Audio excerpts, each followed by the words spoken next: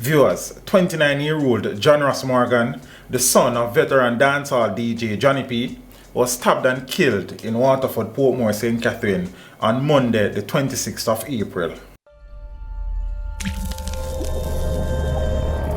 Teach them! Always make sure the message I reach them! That's all, you know? Life is what's matter. You hear that?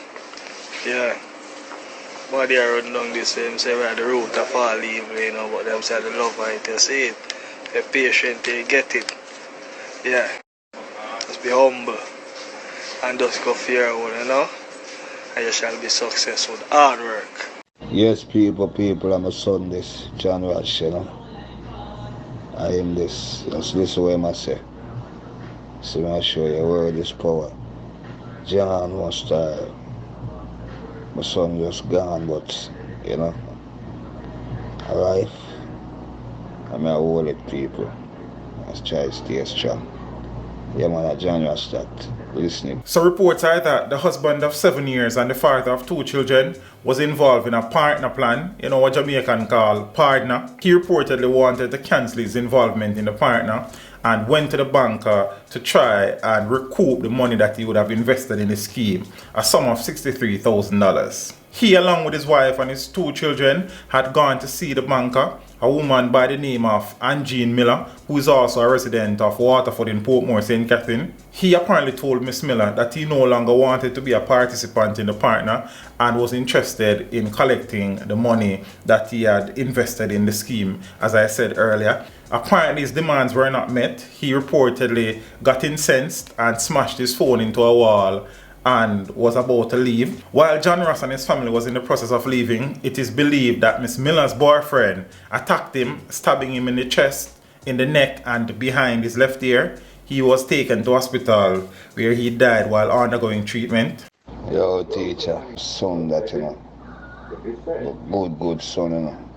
Work him honestly, brother, and show him partner, and this woman, man,